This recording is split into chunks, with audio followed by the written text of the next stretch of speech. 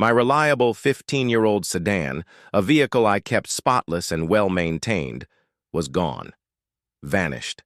My heart hammered against my ribs as I scanned the street, then my own property.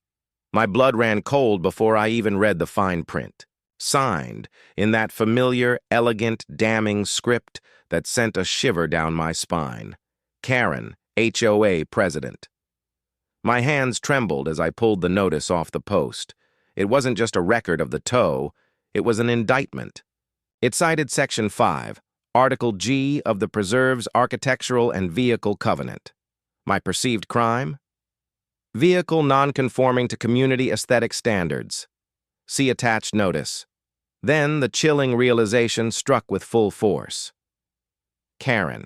It had to be Karen. This level of arbitrary, overreaching control, disguised as community interest, was her signature. Gus, the attendant, a man whose face seemed molded into a permanent shrug by years of dealing with towed vehicles and irate owners, processed the paperwork with weary efficiency. "Yeah, got a call from the Preserve this morning," he grunted, keying in data on his keyboard. "Lady named Karen, president, I think, said it was an urgent aesthetic removal. Real specific about it." He pulled up the digital report justifying the tow. Under reason, it stated, grossly inconsistent with community visual harmony. Appears substandard. Substandard? I exclaimed, the word hitting me like a physical blow, fueling the fire in my gut. My car is perfectly functional. It's reliable. It's just not brand new and expensive. Gus just shrugged again, his eyes holding a flicker of something that might have been sympathy or just morbid curiosity. Just what the report says, Mr. Sterling. Fees are X amount for the tow, plus Y for the first day. Standard rates, cash or card.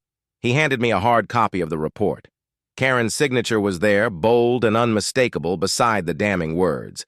It wasn't just a tow, it was a judgment on my car, on my perceived status, on me. I paid the outrageous ransom, retrieved my car from the row of less fortunate vehicles. It started on the first try, engine purring reliably. A sound that felt like a small personal victory, a quiet act of defiance against the absurdity of its predicament. Driving back to Atherton Creek, the injustice of it all settled heavy and cold in my gut. Karen hadn't just towed my car, she'd declared my property, and by extension me, to be substandard, a blight on her perfectly curated community.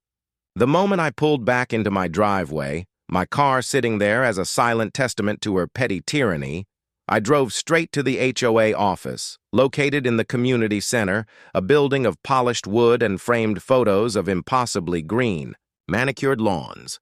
Karen wasn't there. She rarely deigned to staff the office herself. But Claire, the HOA assistant, was behind the desk, a young woman whose face was a mask of forced politeness layered with obvious discomfort.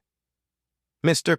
Sterling," she stammered, seeing the tow report clutched in my hand, her eyes darting nervously to the closed door of Karen's private office. "About the car. I'm sorry, but Mrs. Winters insisted. She said it was a priority violation, that the car's appearance was causing immediate concerns." "Immediate concerns from who?" I demanded, slapping the report down on the counter, the sound echoing slightly in the quiet office. "From Karen? Because she doesn't like the look of my perfectly good car? Where is the violation notice that explains substandard? Where is the objective standard? Where is the board vote approving aesthetic removal without notice?" Claire wrung her hands, her gaze fixed on the report, avoiding my eyes. "There wasn't a board vote for that specific action, Mr. Sterling," she admitted in a low voice. "Mrs. Winters. She authorized it directly, as president. She said the car's appearance was an urgent matter threatening property values and the community's aesthetic integrity." She looked up then, her eyes wide with a mixture of fear and disbelief. She said it was reflecting poorly on the Preserve. Reflecting poorly? My voice rose, disbelief fueling my anger. My car parked in my own driveway was reflecting poorly? Claire, this isn't about standards. This is about Karen's snobbery, her prejudice against anything she deems not expensive enough for her community, and her blatant abuse of the power she has. You tell Karen that I want a full written apology for the false report and the illegal tow, reimbursement for the entire cost of the towing fees and my time, and a guarantee this kind of arbitrary, baseless action will never happen again. And I want it in 24 hours, delivered to my doorstep, or I'm going to the police with a complaint for theft and fraud, and I'm going straight to a lawyer.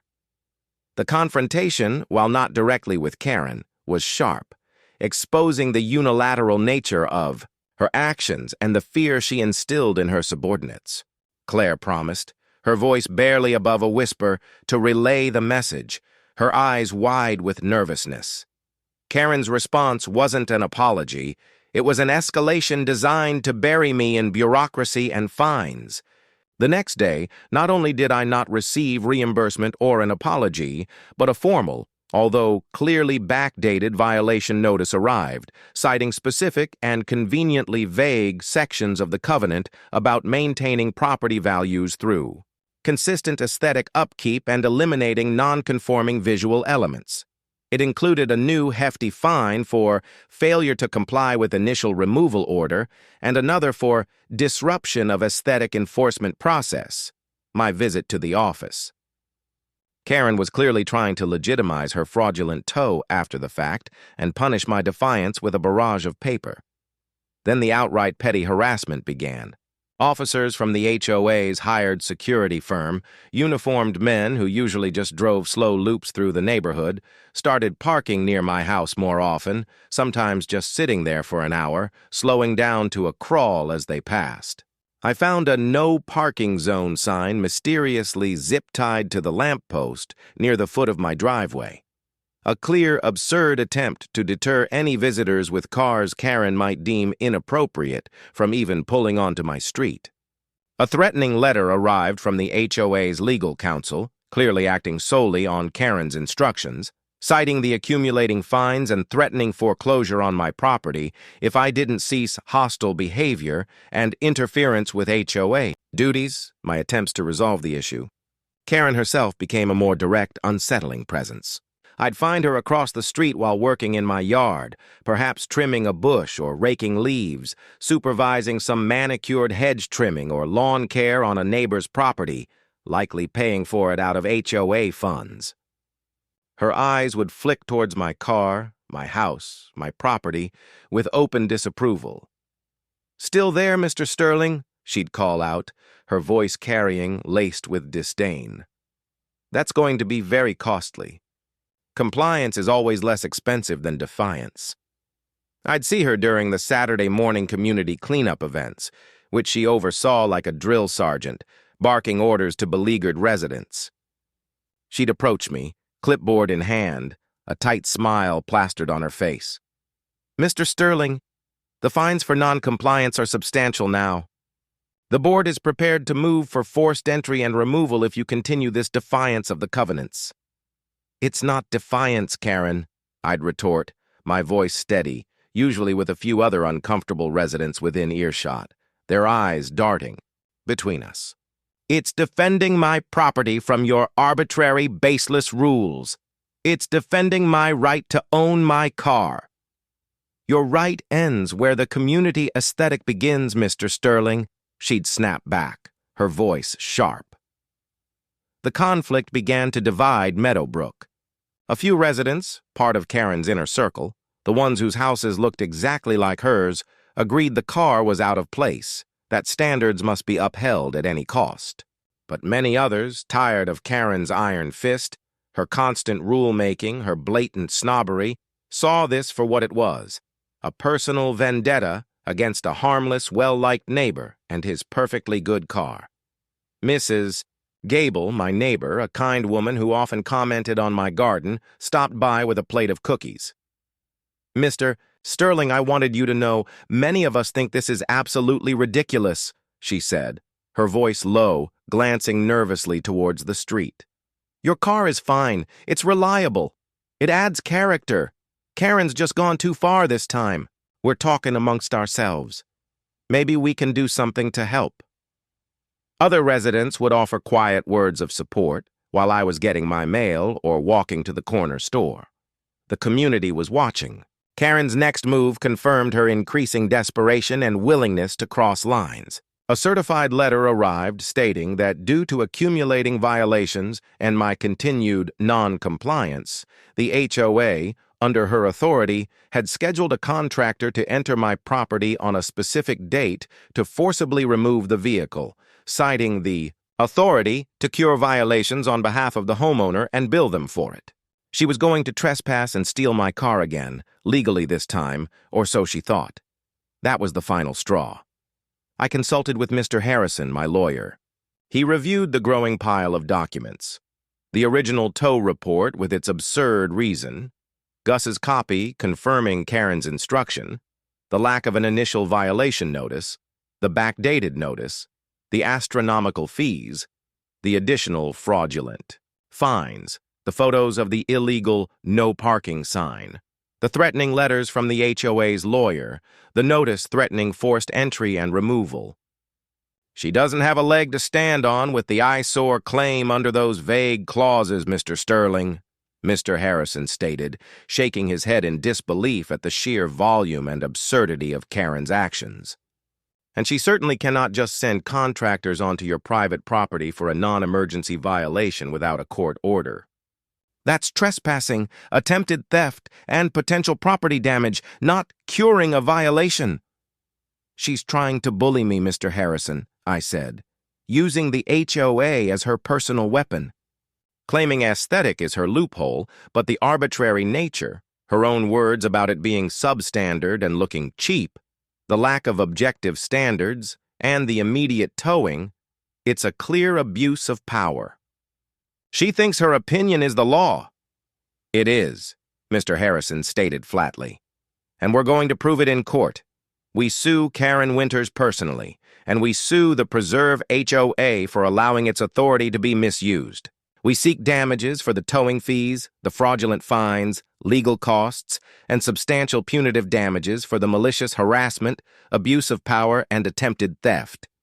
We make this public. We make her justify substandard in court under oath. The lawsuit was filed. The confrontation escalated again, moving from my driveway and the HOA office to the formal, tense battleground of the courtroom. News of the lawsuit, particularly the reason for the initial tow, spread beyond Atherton Creek, capturing the attention of local media. Karen arrived at court with her own expensive lawyer and the HOA's legal counsel, radiating indignation and confidence, convinced she was on the side of righteousness and good taste, that the court would obviously uphold her right to maintain Blackwood Creek's the Preserve's standards. She was flanked by a few loyal Alliance board members who looked deeply uncomfortable under the public scrutiny. The trial was a series of intense public confrontations. Karen took the stand, presenting her version of events. My car was a grievous violation, a blight on the community's aesthetic, a threat to property values, and she acted decisively as president to protect the community. Mr. Sterling's vehicle, Karen testified, her voice clear and unwavering, pointing to photos she had taken of my car, angled to make it look as bad as possible, was frankly unsightly. Its appearance was inconsistent with the high standards of the Preserve. It drew negative attention and violated the aesthetic harmony we are committed to maintaining for the benefit of all residents. Mr. Harrison's cross-examination was sharp, methodical, building his case piece by piece. He presented photos of my clean, well-maintained car showing its actual condition. He made her read the specific language from the tow report. Grossly inconsistent with community visual harmony, appears substandard. Mrs. Winters, Mr. Harrison asked, his voice quiet but pointed. Can you show the court the specific section in the Preserve's covenant that objectively defines what substandard looks like for a vehicle? Does it specify age, make, model, a required minimum value? What is the objective measure for grossly inconsistent visual harmony that doesn't rely solely on your personal opinion? Karen sputtered, growing visibly agitated under his calm questioning. It's about the overall aesthetic. The feel of the community, You know what belongs here and what doesn't. It was old. It looked cheap. So it's a subjective standard based entirely on your personal opinion and your perception of a vehicle's value, Mrs. Winters? Mr. Harrison pressed, his voice gaining force.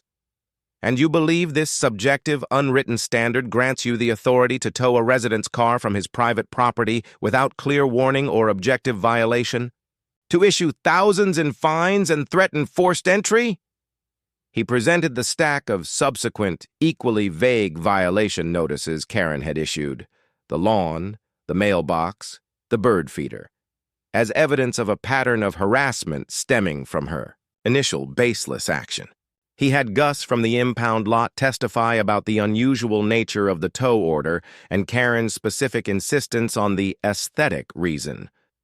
He called Brenda Clare from the HOA office, who nervously confirmed that Karen had authorized the tow unilaterally without board approval and instructed her to deliver the fraudulent follow-up fine.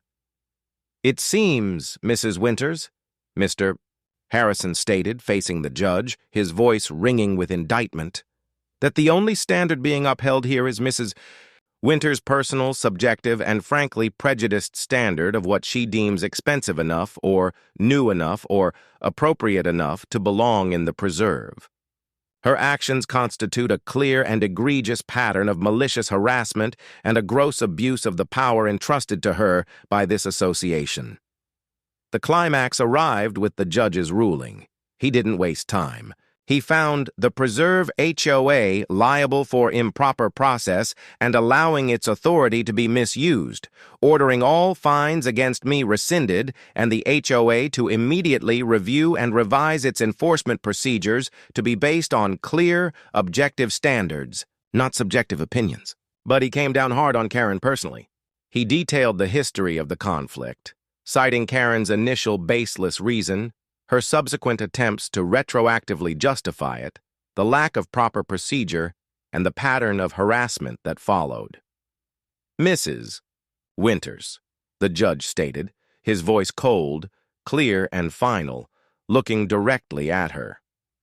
The court finds your actions regarding Mr. Sterling's vehicle to be deliberate, malicious, and a clear abuse of your position. Your own words under oath, and the documented pattern of behavior, demonstrate that the basis for the tow was not an objective violation of community standards, but your subjective disapproval rooted in the perceived age and value of the vehicle, and a prejudiced notion of who and what belongs in this community. This constitutes malicious harassment and a violation of Mr. Sterling's property rights. He ordered Karen Winters personally to reimburse me for all towing fees, legal costs, and damages for emotional distress. And then came the truly unexpected, fitting, and spectacularly ironic conclusion. Furthermore, the judge continued, his gaze fixed intently on a visibly trembling Karen, her face ashen, to compensate Mr. Sterling for the significant distress and inconvenience caused by this prolonged, malicious act, to underscore the severity of your abuse of power, and to deliver a clear and unequivocal message that such arbitrary, discriminatory behavior will not be tolerated within this community or this court. The court awards Mr. Sterling ownership of the vehicle currently registered to Ms. Karen Winters as punitive damages. He paused, letting the full, stunning weight of his words sink into the silent courtroom. Her vehicle is to be transferred to Mr. Sterling immediately. His original vehicle is to remain his property, to be parked in his driveway without further harassment from the HOA based on its appearance. Karen gasped, a sound of pure, choked disbelief and furious outrage. Her lawyer looked utterly stunned. The gallery, packed with residents who had followed the case, erupted in a rustle of amazed whispers, some stifling grins, others nodding in grim satisfaction. Karen's new, expensive, perfectly preserve-approved luxury sedan, the very symbol of the status she felt my car didn't measure up to, the implied standard she used to judge me and justify her actions, was now legally mine. The confrontation wasn't entirely over. The most intensely personal part came with the execution of the court order the next day. I went to Karen's house, accompanied by a deputy sheriff carrying the official court order, and Mr. Harrison's paralegal holding the transfer papers. My old sedan, recently returned from the impound lot, looking perfectly comfortable and well-loved in my driveway, sat gleaming slightly from a fresh wash I'd given it. Karen's sleek, expensive sedan, the instrument of her perceived superiority, was parked in hers. The deputy presented the court order at Karen's front door. Karen emerged, eyes red-rimmed, face a mask of furious disbelief and desperate denial. You can't be serious!" she shrieked at the deputy, as if he were the one making an absurd demand. "He can't just take my car? It's worth 10 times his piece of junk. This is ridiculous." "Court order, Ms. Winters?" the deputy stated calmly but firmly, showing her the official seal. "The vehicle is now Mr. Sterling's legal property as of the judge's ruling yesterday. We are here to facilitate the transfer as ordered by the court." The paralegal calmly explained the process, holding out the transfer papers for Karen to sign.